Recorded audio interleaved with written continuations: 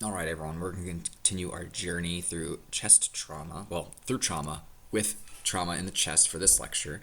And this is particularly important because a lot of your, vital organs are in your chest, right? So you have your heart and your lungs, your aorta, your vena cava, right? And so any sort of injury to the chest has a potential to be very life-threatening. So that's why this is a particularly important lecture. Let's review some anatomy real quick. So the thoracic cavity is bounded by multiple walls. It's kind of have a circumferential wall with rib cages and muscles. The anterior wall is the sternum. Posterior wall is your vertebrae. And the inferior side is a diaphragm that separates the thoracic cavity from the abdominal cavity. All right. You have two hemithoraces, hemithorax on one side, hemithorax on the other side, so there's the right and the left side. And in between the two hemithoraces is the mediastinum, and that's where the heart sits, the trachea, the carina, the esophagus as it goes posteriorly, the aorta, and the vena cava. All right. So then also you need to remember that the lungs are surrounded by pleural linings. So there's the visceral pleural lining, which is on the lung itself, and then there's the parietal pleural lining, which is along the edge of the thoracic cavity, and they are contiguous. All right. There's like a very thin layer of serous fluid. Now, I may be dating myself here, but back in the day in like elementary school and middle school, every now and then before there was like widespread digital lectures, there were overheads, and there would be these like thin plastic pieces of paper-ish things that you would write on and you would erase, and it would like overhead project onto the board. Now some of you probably went to schools that have those, but imagine putting a thin layer of liquid between two overhead slides, and they stick together, and you can pull them apart, and you can slide them across each other, and that's kind of what these the interaction between these two pleural linings is like. The goal is to create a negative pressure system so that when the lung inflates, air will come in. When you create a positive pressure system, when they exhale, air will go out through Boyle's law. So there's kind of two categories of chest injuries. There's open, which means that the integrity of the wall itself is compromised so that you can get into the thoracic cavity and mediastinum. And then there's closed chest injuries where that is not true. So an open chest injury, so like a penetrating wound, like a gunshot or a knife, what happens is now that the integrity of this cavity, which was a negative pressure system, has been corrupted, so to speak, now air can get into that cavity space, and that's called a pneumothorax. When air is in this thoracic space, that's called a pneumothorax. So frequently when this person is trying to breathe with this disruption in the integrity of the wall, they'll create a negative pressure system, and so air will not only go into the lung itself, but it will also come through that hole and start to collect, because air will have an easier time getting in than going out. All right, so that's called a sucking chest wound. Air coming into that cavity. When air is in that cavity and starts collapsing the lung, you call that a pneumothorax. Now, a sign and symptom of this is air underneath the skin. So sometimes the air that does come in will also bubble up along the sides of the cavity, and we call that subcutaneous, under the skin, emphysema. Emphysema just kind of means air. And when you palpate subcute emphysema, you frequently get like a Rice Krispies or like a like bubble wrap sort of sound when you palpate that, and it's pretty wild. You should ask Kim. Kim Woodward went to a patient who had a drain in his chest that was leaking, and his entire side of his body was inflated with subcute emphysema, and it was pretty wild. You should ask him about that. And then, like I mentioned, when there's air in this cavity, it's called pneumothorax. Eventually, when more and more air gets in here and it starts impeding on cardiac blood flow, we call that a tension pneumothorax, because it's tension physiology where it is now impeding normal cardiac output. So the reason why that occurs is all this air is pushing against the lungs, so the structures are kind of shoved to the opposite side, so you'll get tracheal deviation, and you can also get compression of your vena cava, the inferior and superior. So if you don't have preload, you're not going to have output, and that's called tension pneumothorax, and that's a type of obstructive shock. Now, medics can treat it by putting a needle in this cavity and getting decompression of this tension physiology. As an example of a sucking chest wound, you can actually see the lung and look into the cavity itself. And and maybe this will be a picture or maybe it's a broken image, but yep, let's keep going. All right. A closed chest injury occurs when there is no broke in the integrity of the wall, usually caused by blunt trauma, where the other one was penetrating trauma. So there may be not significant external signs. I mean, there'll be like ecchymosis and stuff like that, but you may find broken ribs. A flail segment is 2 or more contiguous ribs broken in 2 or more spaces, and so you get a separate segment that functions independently of the rest of the rib cage. It can be more than 2 ribs. So like this is an example of a flail segment of 1, 2, 3, 4 ribs, where here's a fractured rib, but it's not broken 2 different places, so it's not a flail segment. This part is the flail segment. You can get a pneumothorax, which is air in the cavity because maybe the underlying rib fracture cuts the lung and causes break in that integrity. So you can get a pneumothorax from this without a break in the skin and the wall itself. You get a hemothorax, where these vessels will bleed into the thoracic cavity. That makes sense, right? Hemothorax, pneumothorax. A pulmonary contusion is bruising of the lung itself. A close example of chest injury is traumatic asphyxia. So asphyxia means a pressure on the trachea impeding ventilation. So, traumatic asphyxia like choking, for example, but you can also get it from crushing the chest wall itself, like in a crush injury. You get cardiac contusions, just like you can get pulmonary contusions, and a tamponade, a pericardial tamponade, is just like the lung. The heart is surrounded by a cavity, and it's the pericardial cavity. There's a visceral layer of pericardium on the heart, and there's a parietal layer of pericardium, and just like the lung, there's a space in between the two. And if you start bleeding into that space, that's another form of obstructive shock that can impair blood flow to the heart and can cause quick death. So that's called a pericardial tamponade.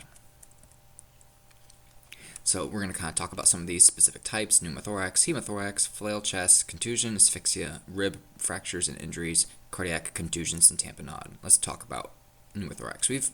We've kind of talked about this a lot, right? Basically, air is trapped into this space, and it has a hard time getting out.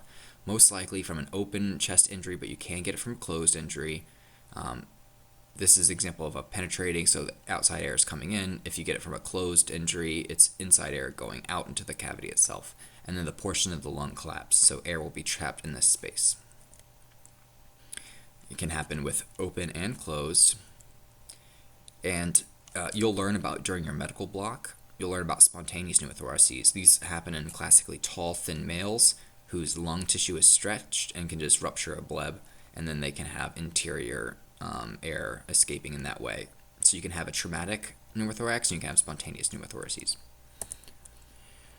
So signs and symptoms of a pneumothorax is chest pain that worsens with inspiration. So that's called pleuritic pain. All right, pleuritic pain. So if there's a difference between chest pain being persistent versus chest pain that varies with inspiration. So when you do your OPQRC, you can ask, does breathing in make it worse or better? Signs and symptoms of pneumothorax is dyspnea, shortness of breath, because they're not getting enough airflow and enough ventilation, good oxygenation. They might have a rapid tachypnea, right, because now their tidal volume has decreased, and so if we need to maintain a minute ventilation with decreased tidal volume, we increase our respiratory rate, so that's tachypnea. And then when you listen to breath sounds, it will be unequal. So on the non-pneumothorax side, you'll hear good breath sounds, and on the opposite side, you'll hear diminished or even absent if no airflow is coming in, depending on the degree of pneumothorax. So open, you may even see the wound itself. So exposed patients, especially when there's a significant MOI, like gunshot or stabbing, expose the patient, look in the back of the patient, look on the sides and the front. You may even see bubbling and air sucking noises from a cavity. So the problem with treating these is there's 2 things you need to do. 1, you need to prevent additional air from getting into the cavity, and 2, you need to avoid that you trap the air that's already in the cavity. So how do we, 1, prevent air going in, and 2, avoid that air that is in there from coming out? Or how do we allow that air to come out? Well, that's with a 3-sided occlusive dressing. Now, if you did the soft tissue bleeding lecture, I talked about this a little bit, so I'm going to reiterate it here. An occlusive dressing is a dressing that is airtight, so air can't pass through it. Like air can pass through gauze. So put a piece of gauze up to your mouth, blow through it. You can blow through it. And occlusive dressings, things like a plastic sheet or a Ziploc bag or some sort of pre-made material that is on the ambulance. Sometimes you'll see gauze that is impregnated with Vaseline because the air can't go through the Vaseline. So that's an example of an occlusive dressing. So an occlusive dressing isn't one thing. It's just a classification of types of dressings. So you need an airtight seal over top of the wound itself, and you tape it on 3 sides. So remember, the neck is 4 sides, the chest is 3 sides, and the abdomen is 4 sides for occlusive dressings. When you find a sucking chest wound, the first thing you do is you just put your hand over it, just kind of like a neck wound. You put your hand directly over it because that helps minimize the amount of air continuously going in. You put that occlusive dressing on top and you tape on 3 sides. You could use the bag from the non-rebreather, you can use the bag from a BVM, you can use any sort of plastic wrapping, anything that can is airtight. The air can't go through that material. And you should do it like with some surface area covered. You don't want to do it directly on it. You want some surface area covered for stability. Now, why do you do it on 3 sides? If you did 4 sides, it would just be airtight, and that fixes this problem right here. It prevents air from getting in, but it will cause trapping of the air that is already in that cavity. So if you do a 3-sided occlusive dressing, every time this patient inhales, this occlusive dressing is going to be sucked onto the wound, and so air can't travel through. But every time they exhale, the positive pressure in here is going to force air out, and now we have a vent. Air will come out. So if you did 4 sides, you can't get that second effect. So not only does a 3-sided occlusive dressing prevent air coming in, it allows air to come out. So you can actually get some improvement with ventilation and reinflation of a lung. So that's super high yield for you to know. Sucking chest wounds, 3-sided occlusive dressing. Now, don't miss these injuries because this can be super life-threatening if go unnoticed. So you go to someone, you find a wound on their anterior chest. There's a hole in their shirt. You can see through the hole. You can see it's sucking chest wound. Don't forget to look on the other side of the body for a potential exit wound. So lift up, cut off their shirts, look all around. You don't want to miss a second wound and just getting tunnel vision on the first one you see. So here's an example of petroleum gauze. So this gauze is airtight. These are manufactured chest seals, so they're a little bit more expensive than the gauze. I mean, you could literally just use a Ziploc bag as well. So it just depends on where you work, what they buy. Here's an example of them using the foil itself. I probably wouldn't necessarily do that because you can't see the wound underneath. Likewise here, I like this because you can see the wound underneath. This looks like another manufactured seal. It's also important that when there's a little bit of bleeding, the blood can cause this to act like a 4-sided seal. So you need to make sure you wipe away any blood that you find and allow this and recheck it every 5 minutes to make sure it's acting like a vent. So you should see it moving.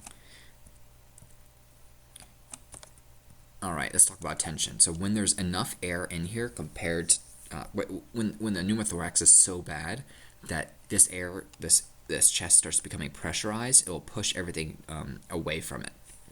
And that's called a tension pneumothorax. So this is a pneumothorax that has gotten so bad, right?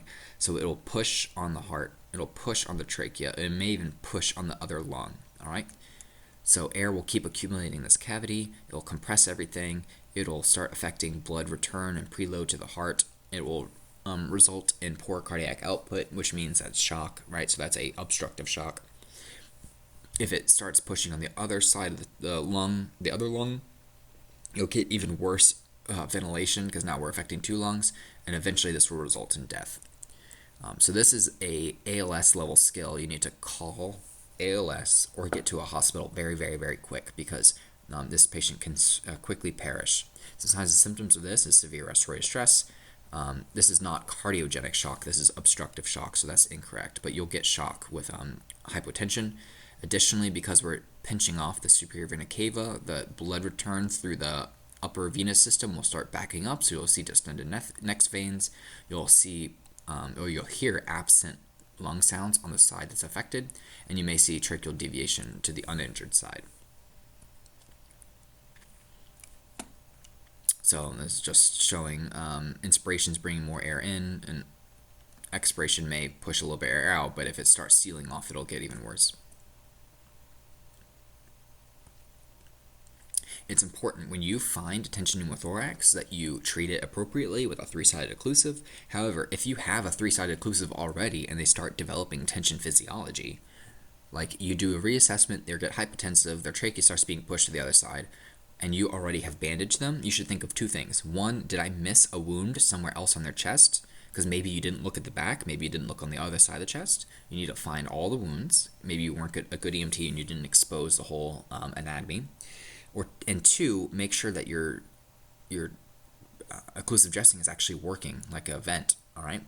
So it's not supposed to be 4-sided. So if you taped it incorrectly on 4 sides, or like let's say this blood sticks to it and then doesn't allow it to vent, you need to lift it, and we call that relieving pressure, and sometimes people call that burping it. And that can quickly improve tension physiology, but it may not. And that's why you need to still have ALS en route, because they can do a needle decompression, which is a more definitive way to treat these. So I mentioned, how would you know? They get rapidly deterioration because now we're impeding blood flow, so they'll get rapid hypotension, severe distress, signs of shock, absent breath sounds. You should always, when you repeat your interventions, repeat assessment, you should be constantly listening to their lung sounds every 5 minutes. They may turn blue because their ventilation is poor, unequal movement of the chest should make sense, distended neck veins, JVD, and what does that last one say? Tracheal deviation, of course. Alright, so that's tension pneumothorax, which is kind of like on the spectrum of a pneumothorax in its worst form. Let's talk about hemothorax. This means blood in the cavity. Alright, this usually occurs from a lacerated blood vessel, an intercostal blood vessel that bleeds into the space, usually from a fractured rib or a penetrating trauma. Some signs and symptoms. So these patients go into shock, but it's not obstructive shock, it's hypovolemic shock. Likewise, because now you're impeding the ventilation of that affected side, that lung, you'll get respiratory distress, and you may even have that patient cough up blood, which is called hemoptysis. Emergency care is the same thing for pneumothorax and shock. If there's a sucking chest wound, you can have a hemopneumothorax, which is what this is right here. There's a hemo, and then the pneumothorax is up here. All of it is collapsing the lung. So because there's a pneumo component, you need to do you need to call ALS for needle decompression. These patients may go into hemorrhagic shock, so you need to treat for hemorrhagic shock with IV fluids. Mainly, these patients need to get to a hospital, right? The scene time of platinum, 10 minutes, and a golden hour. Ultimately, that's what they're going to need. And a 3-sided occlusive dressing as an EMT basic, managing their airway and managing ventilation with oxygenation. So that's a hemothorax. Frequently, these patients will undergo a thoracotomy, which means surgical at the bedside. As soon as they get to the emergency department, they'll cut open this person's ribs and spread them to try to find the source of bleeding. It's a pretty gnarly procedure, and it's not super common, but it's always a bad day in the emergency department when they have to do thoracotomies. Rib injuries. So rib injuries can be a singular fracture, it can be a flail segment, it can be contusions, things like that, right? So the sign and symptom of this will be pain on inspiration, so the pleuritic pain. They may have coughing just because of the irritation receptors. They'll have tenderness over the fracture. It might be deformed. You might feel crepitus when you feel on it. And they may be reluctant to breathe deeply because of the pain. And so we call that, they're basically splinting their injury, because if they do shallow breaths, they are preventing chest wall movement. And so that kind of they're kind of immobilizing that fracture in their own way. But people may be not getting adequate ventilation if they splint in that way. So remember, adequate breathing is both good depth and good rate. These patients may be tachypnic because they're breathing shallowly to maintain minute ventilation. So you need to be aware of that. Underneath, if the lung has been punctured by these rib fractures, you may see hemoptysis, which is coughing up blood. And they may feel some cracking sensation because of lung rupture, and then that would be the subacute emphysema, like the Rice Krispies or bubble wrap underneath the skin. And that would be a sign that the lung underneath is injured. Emergency care for a rib fracture is to stabilize the rib fracture. So they can splint with their own arm. You can put a pillow over it. Of course, if someone broke the anterior rib, it may be a little hard you got creative. So maybe this person's splinting a rib fracture here or over here. If they broke the posterior side of the rib, you're not going to tie their hand behind their back. So you can use a pillow and tie the pillow to them. You can just use the swath itself and provide supplemental oxygen if they are not,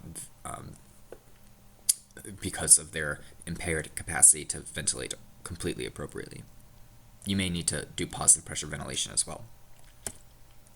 Now, if you have a flail segment is 2 or more consecutive ribs fractured in 2 or more places. This is a high yield definition, so I would know that. All right. So what happens is if I just break a single rib in one place, like that rib fragment is not separate from the whole cavity, because the whole wall system, because the sternum will rise consecutively with this side, the back will rise, and so it doesn't move independently. When something's broken on 2 sides, this segment is separate from the entire apparatus itself. So what happens is it has paradoxical movement. That's high yield. If you see paradoxical movement, think of flail segment. What happens is normally when you have the mechanics of breathing, you use muscles to expand the chest cavity to decrease pressure in the thoracic cavity itself. By decreasing pressure, you allow air to flow in for inhalation. Now, if you have a separate fragment and it needs to be 2 or more ribs in 2 or more spaces, if you have a separate fragment, that fragment is going to be sucked in with that negative pressure. So it will move deep into the patient, whereas the intact rib cage is going to move out, and then the opposite occurs. When you breathe out, you create positive pressure, so it'll bulge this fragment out, whereas the rest of the chest wall is moving in. So you'll see paradoxical movement, and that can be life-threatening because that impairs the mechanics of breathing. All right.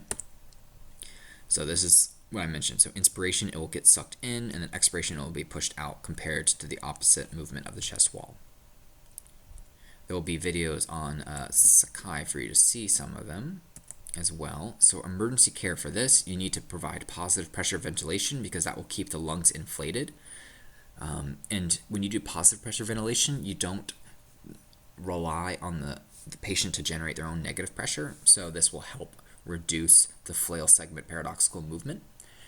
You can also need to splint that flail segment to prevent it from causing underlying contusions if there aren't already, but there may be already some underlying contusion and collapse already, just because the amount of mechanism injury that caused a flail segment probably contused the lung underneath. But basically you need to isolate the flail chest segment by putting pressure around it with splinting, similar to a non-flail segment, and provide positive pressure ventilation to help maintain ventilation. So that's either with a bag valve mask or CPAP. If you do see paradoxical movement, assess their oxygenation, have a pulse oximeter. If the breathing is adequate, give a non-rebreather and then splint it. If it's inadequate, you need to provide positive pressure ventilation. If they are conscious, it may be uncomfortable for them to undergo CPAP or a bag valve mask, so you consider CPAP if there's no contraindications. And you'll talk about CPAP during your medical block. And you probably covered it a little bit during airway. So let's talk about pulmonary contusion. So this is usually caused from blunt trauma. So you hit me with a baseball bat. You might break a rib or 2, but I'll also have the lung tissue damaged underneath. So that's called a contusion. Blood can leak out into the alveoli. And so this one impaired the oxygen exchange, because oxygen just can't travel to the capillaries through all this fluid, similar with pulmonary edema and heart failure. You'll learn about that during medical. So you can get hypoxia depending on the severity of the contusion, right? If you contuse a whole lung, it's going to be more serious than you contuse like a little segment of a lung. You may hear rhonchi because of the kind of junky clot that's forming in the airway. They may have hemoptysis, which is coughing up the blood. You'll see hypoxia if you depending on the segment. So you may see cyanosis and low pulse ox value. Emergency care is, you're not going to really be able to treat this except for adequate ventilation and adequate oxygenation. Frequently, these patients will present later, hours after the injury. So maybe you go to someone who was in a car accident and walked away, and then call 911 because they start having trouble breathing. like an hour later. You can think of a pulmonary contusion in that situation. But contusions take a little bit to bleed into that tissue. It's not a fast arterial bleed; it's a slow bleed from like a bruise. All right. So how you do that? You supplement oxygen, so the lung tissue that is getting good ventilation, that's not covered up with blood, boost the oxygen amount in those alveoli to help with the hypoxia. And of course, if they're not having good ventilation, their depth and rate is not adequate, you need to positive pressure ventilation if you need to. Traumatic asphyxia is sudden severe compression preventing adequate ventilation. So that can be heavy weights. It could be a person who is like squeezing someone's neck without covered in the next section. But like a car, for example, you could get traumatic asphyxia from the airbag and steering wheel if you're compressed against it with the car seat. This is external pressure that inhibits respiration. What it also does, it also inhibits blood flow as well. So these tend to be rapidly fatal because if you don't have good blood flow, you don't have good ventilation status, you tend to perish very quickly.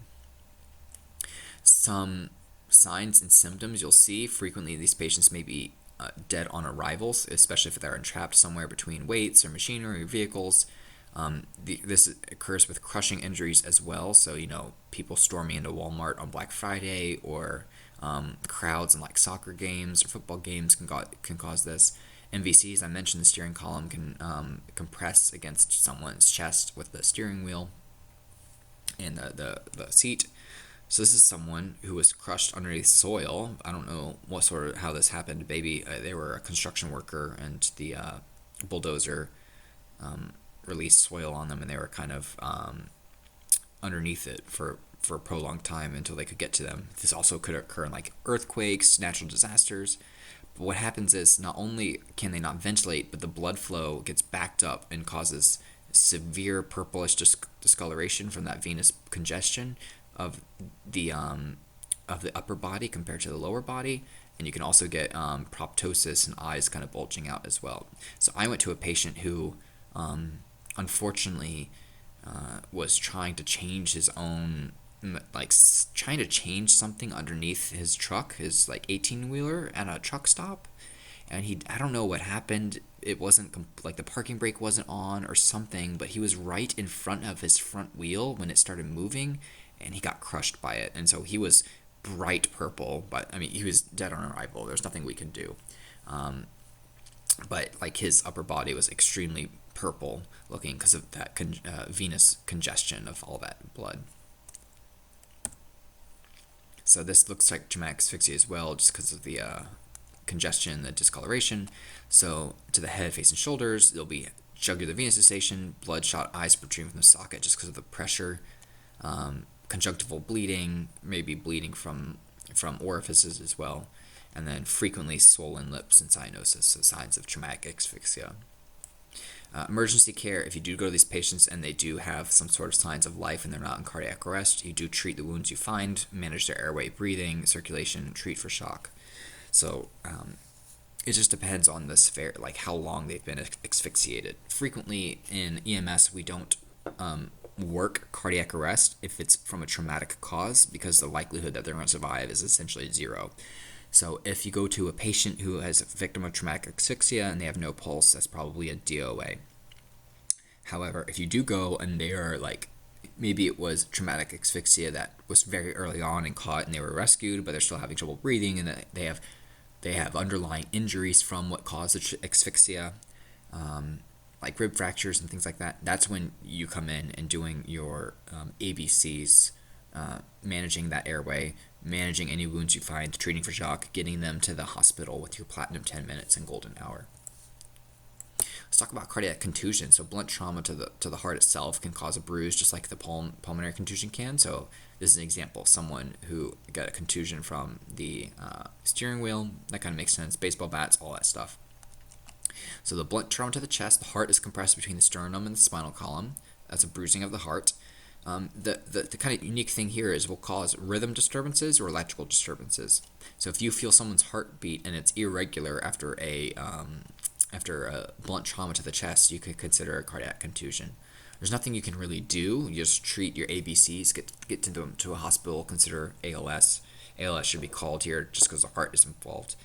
But they really need to get to the heart for closer monitoring. These patients should probably be put on a heart monitor for continuous monitoring until you get to the hospital.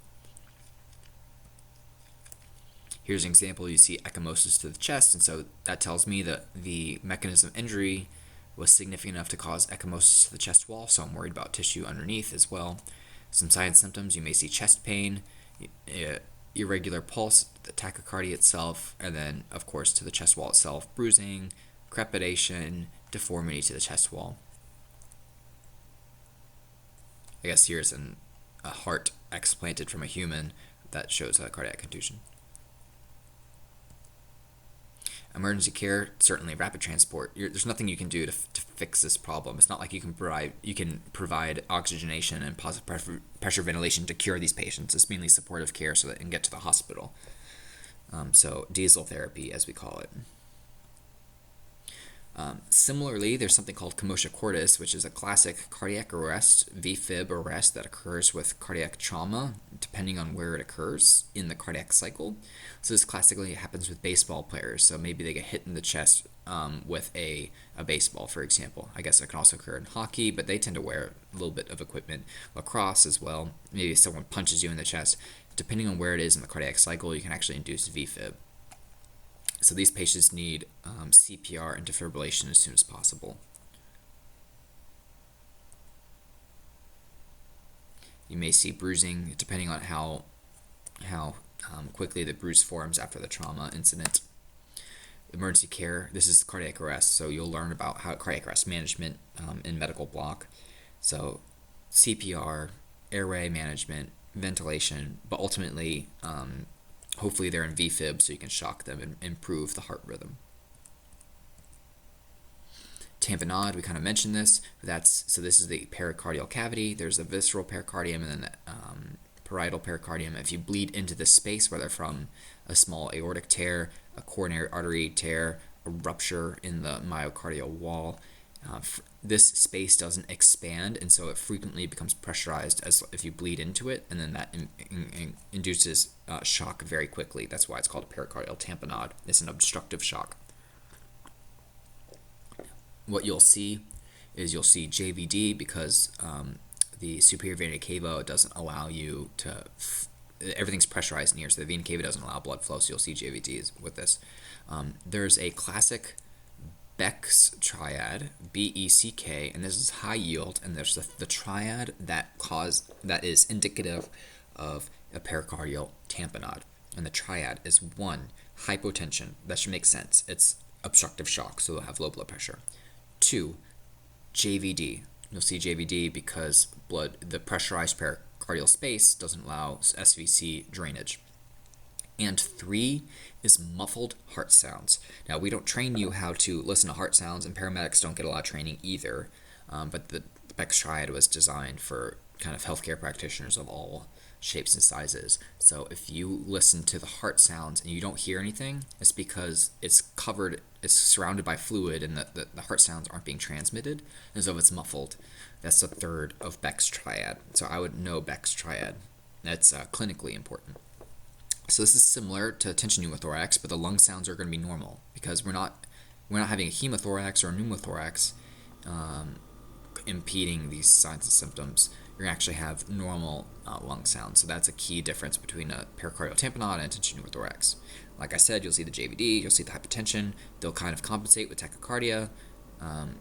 Shock is the decreased blood pressure. You'll see a narrowed pulse pressure as well. They may have weak pulses because of the hypotension. And you may have pulses disappear with inhalation. This is Beck's triad. Hypotension, muffled heart sounds, JVD. That heart looks so sad, oh my god. Emergency care, you can't fix this. Paramedics can't fix this. They need to go to the hospital. What they do in the hospital is they insert a needle into the cavity and drain it. It's called a pericardiocentesis. So let's talk about assessment-based approaches to chest trauma. This is going to be super repetitive from all your other lectures, but just bear with me. Scene size up. As with everyone, maintain scene safety, PPE, MOI, kind of anticipate what sort of injuries may be present that you need to look for. If it's penetrating chest trauma, looking for those sucking chest wounds, anticipating you may need to ventilate these patients, anticipating you need to provide supplemental oxygen, look for exit wounds. If it's blunt trauma, consider pulmonary contusion, all that stuff. So that's MOI, NOI. Number of patients, if it's if there's multiple patients involved, you need to consider your resources that you need, and then if it's a significant MOI, you need to do C-spine. So this is the same for every patient. Primary assessment, as with everyone, 6 things. General impression, this is part of your scene size up. So your general impression, mental status, A, B, C's, B includes oxygenation, and then transport decision, all right? In your primary assessment, if you identify any life threat, you would treat it then and there.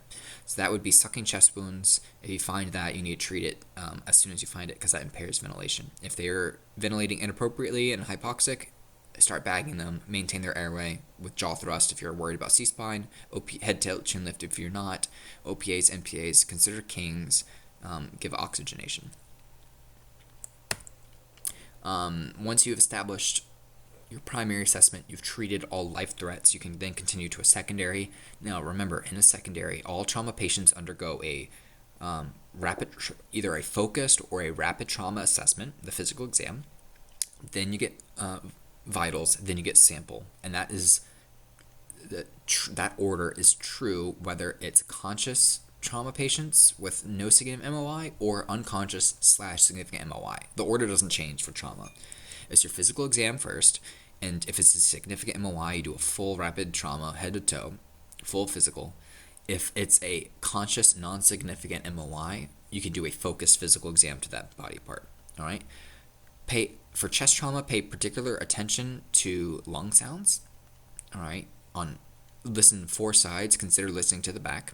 If you find subacute emphysema, that could be a sign of pneumothorax.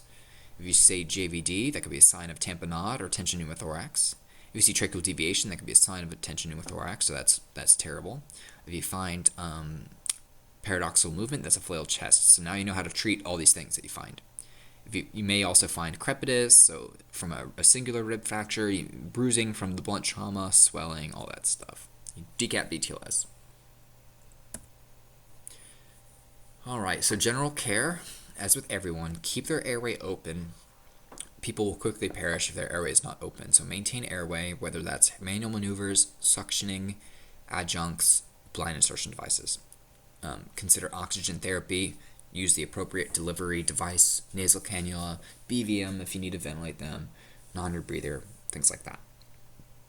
Consistently reevaluate their breathing status for chest trauma, just because of the high index of suspicion for underlying problems for chest trauma. So that's repeating your primary assessment Q 5 minutes, and then, of course, sooner if needed. If there's an impaled object, so someone is stabbed in the chest and there's a knife sticking there, don't pull the knife out. That can cause more lacerations of blood vessels and worsen things. It actually, a knife stabbed into the chest provides a seal, so to speak, so the pneumothorax may not develop as much if you remove that and cause a hole between the cavity and the outside environment. Immobilize the patient if you worried about spine injury, head, neck, or back trauma as well. So you could have a distracting injury or something. If someone was a multi-system trauma patient, you always are worried about cervical spine problems. So you need to immobilize them for control of that. And then treat for shock. Right? You may have obstructive shock where it's a pericardial tamponade or tension pneumothorax. Obstructive shock, you may have hemorrhagic shock if it's significant pulmonary contusion or hemothorax. Reassessment. These patients are more likely to be critical than like someone stubbing their toe, so consider every 5 minutes. You assess your primary every 5 minutes, your interventions. Hey, is their oxygenation status improving now that I put them on oxygen? Are their breath sounds improving now that I did a sucking chest wound 3-sided occlusive dressing? Is that occlusive dressing acting like a vent? Do I need to burp it? Do I need to relieve some pressure? Do I need to call ALS because their pressure is getting worse and they need to consider doing needle decompression? Are their vital signs trending in the right direction? Are they getting worse? Are they having signs of shock? Do I need to fix that? That's your reassessment. All right, review.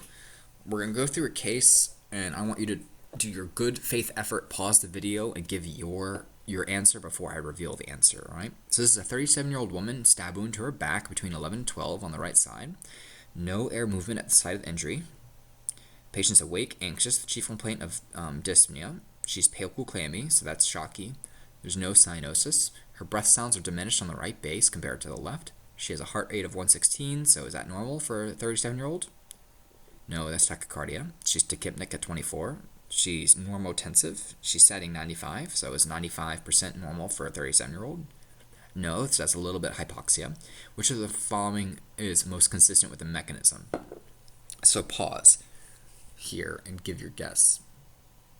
So this is most likely to be a hemothorax, all right? So the reason that is, now she suddenly became 3 years old.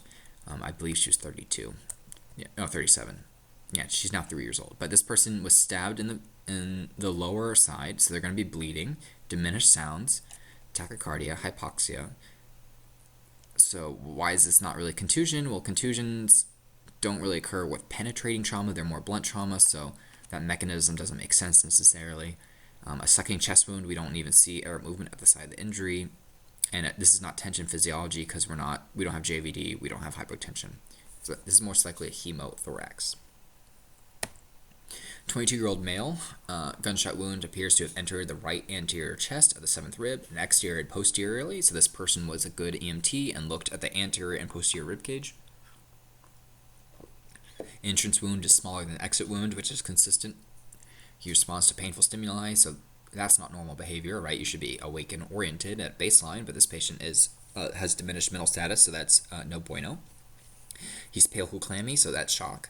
Cyanosis of the lips, hypoxia. He's tachypnic with shallow breathing. The shallow breathing is not reassuring. He's tachypnic, which may be trying to maintain ventilation, but the fact that his breathing is also shallow is not reassuring. He has a weak thready pulse of 124, so he's shocky. And he's hypotensive, so that's this is either hemorrhagic shock or obstructive shock. I don't know what based on this presentation just yet, but I can assume that this is probably a tension pneumothorax, right? Did it give us breath sounds? It didn't give us breath sounds, but based on the mechanism, it's penetrating trauma to the chest. I'm hypotensive.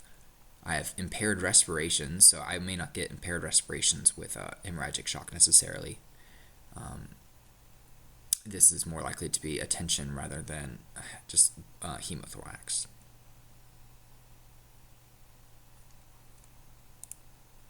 A 31-year-old male struck several times in the chest with a wrench during a fight. Ouch. Visual inspection of the chest reveals no bleeding, no crepitus or injury. You suspect he has a contusion. Which of the following should you anticipate? Great. Will he have paradoxical movement? I don't think so, because that would be a flail chest. Do you think he's going to have hypovolemia? No, probably not. It's 4, increasing hypoxia with a pulmonary contusion, because the bleeding within the chest or within the lung tissue rather than in the lung cavity.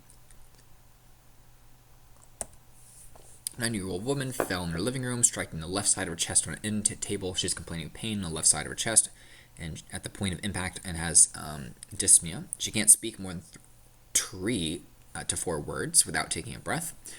As you inspect and palpate the chest, you notice a portion of the chest wall on the left side seems to collapse, with the rest of the chest expands. Ooh.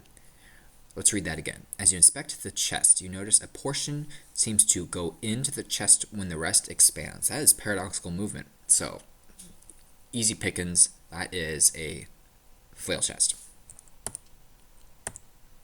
37-year-old man working beneath his car. Oh, terrible. When the jack collapsed and the car fell on him, trapping him under the car, his son ran to get help. A neighbor used the jack to lift the car up. When you arrive, you see his face, his tongue swollen, discolored, bloodshot, JVD, trachea is midline, breath sounds clear and equal. Oh, so he is, they got to him quick enough. Excellent. Mechanism of injury most consistent with tamponade, contusion, tension, or traumatic asphyxia. So this is traumatic asphyxia, but why isn't it the others? Tamponade. Well, you wouldn't necessarily get bloodshot, swollen upper extremities and face with a tamponade. A contusion, he probably may have one underneath, but and the tension, he has bilateral clear and equal breath sound, so it's not bad. So the most consistent unifying diagnosis here would be traumatic asphyxia. 29-year-old male stab wound to the left anterior chest at the junction of the fourth rib. So if you know your anatomy, this is very close to the heart itself. Classically in med school, they always ask you these weird questions. I don't know why they're obsessed with these types of questions, but they always ask you, like, if someone were to shove an ice pick between the fourth and fifth rib, what structure of the heart are they going to hit first? And so you have to know kind of the what parts of the heart are adjacent to which rib space. It's kind of super morbid, but I just know reflexively that this is probably stabbing into the heart itself. He responds to painful stimuli, pale claiming skin, so no bueno. No radial pulse, that's terrible. He has hypotension. He does have a carotid pulse. He also has JVD. He's breathing 24 times a minute. Breath sounds clear and equal. So this gives you all the information you need to know. This is a pericardial tamponade. So the reason, he has JVD, he's shocky with hypotension, and his breath sounds clear and equal. So this is not tension pneumothorax. This is a pericardial tamponade. And you also know by the mechanism and where the heart is in the chest that this is probably making sense. When you get stabbed in the heart, you can cause a tamponade. All right, penetrating injury to the left thoracic region will most likely affect which major organ? Heart or lung. It just depends on where in the thorax it is. But if you said one or the other, I'll give it to you. If you said something like stomach, I would shake my head in disappointment. Penetrating injury to the mediastinum most likely affect the esophagus and trachea. It may also affect the heart and aorta. These questions are kind of weird. Penetratory trauma causes open chest injuries, gave us the answer, but blunt closed injuries. First action, if you find an open chest wound, is to cover it with a gloved hand. What is the cause of a pneumothorax?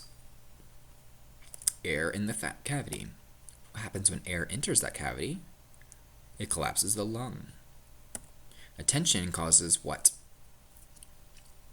It causes decreased preload, decreased cardiac output, which means hypotension. It causes tracheal deviation and JVD. Excellent. Hallmark sign of a pneumothorax. Air in the chest cavity.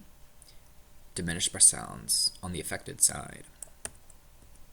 What's the proper treatment? It depends. If it's open chest wound, 3-sided occlusive, right? If it's closed chest wound, positive pressure ventilation and oxygenation support. And this should also say call ALS for needle decompression. You should be well versed now to explain to me why we do 3-sided occlusive, because we treat it like a vent to allow air to escape. What defines a flail segment? I told you this is high yield. Two or more adjacent ribs in 2 or more places. Hallmark sign, high yield, paradoxical movement. What should you always look for when assessing a gunshot wound? This is also super clinically high yield.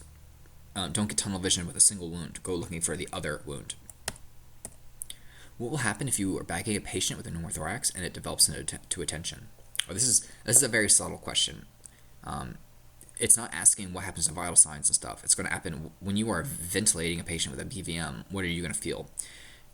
Imagine so much air is collapsing that lung. Do you think it's going to be easy or hard to squeeze that bag? It's going to be hard, so you're going to have poor compliance. It's going to be hard to ventilate. It's going to be hard to squeeze that bag. Best treatment for a flail segment.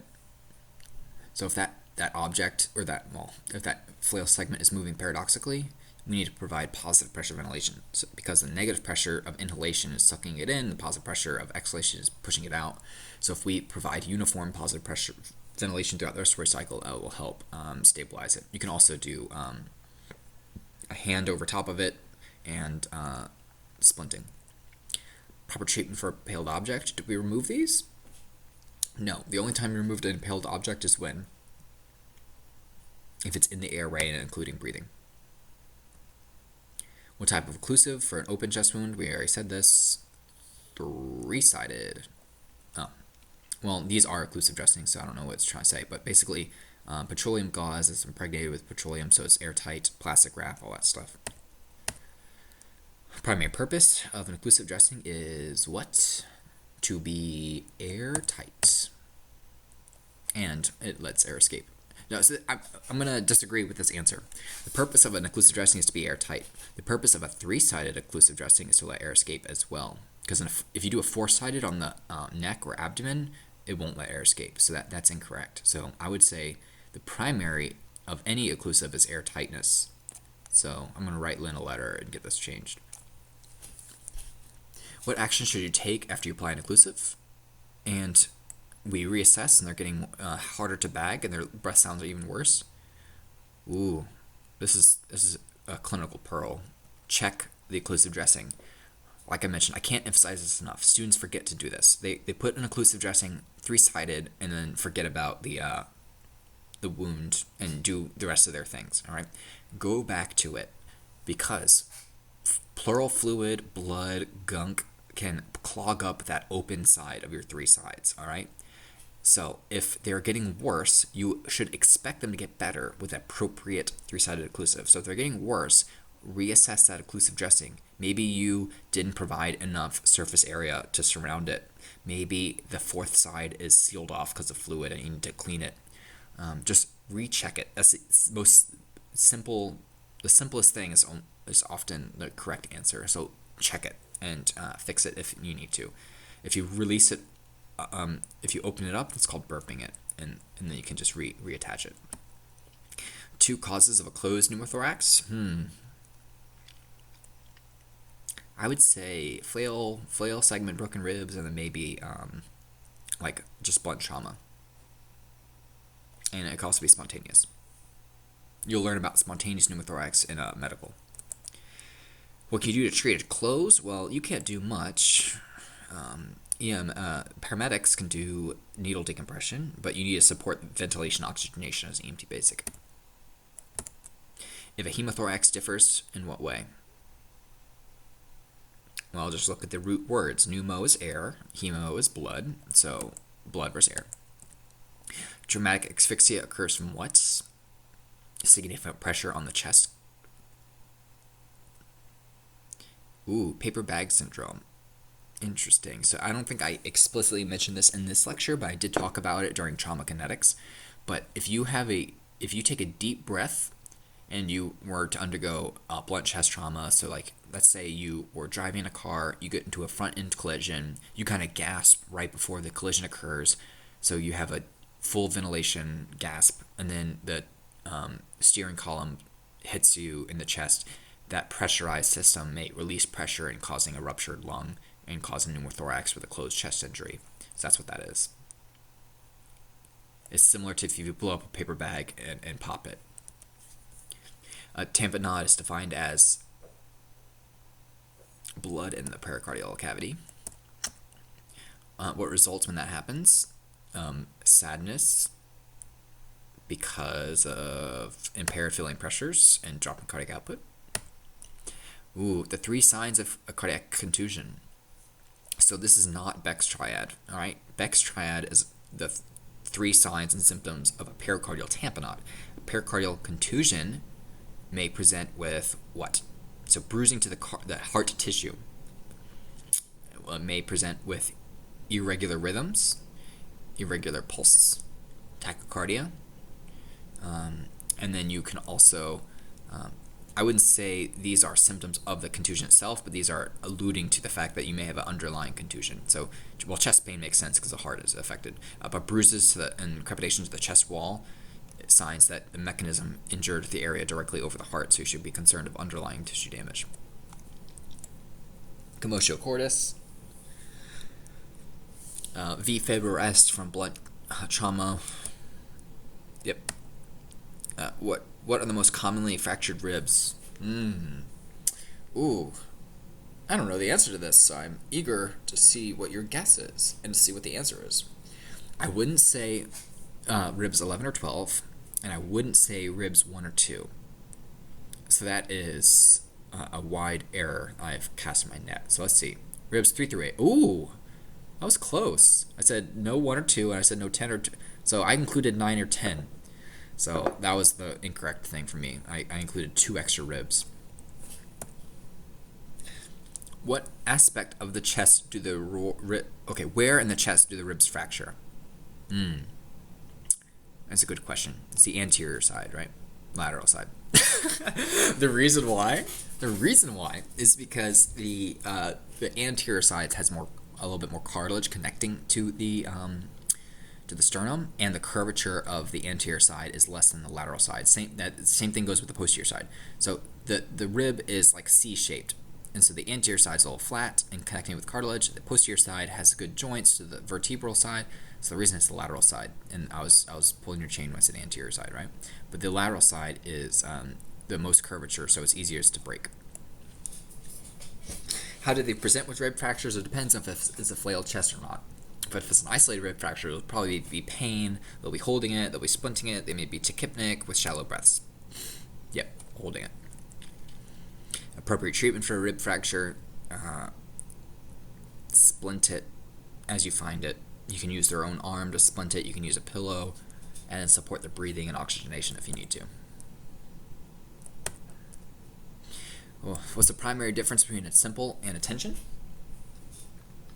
Well, a simple just means air in the chest, and a tension is now tension physiology, where we start getting it being pressurized and impairing blood return to the heart. All right.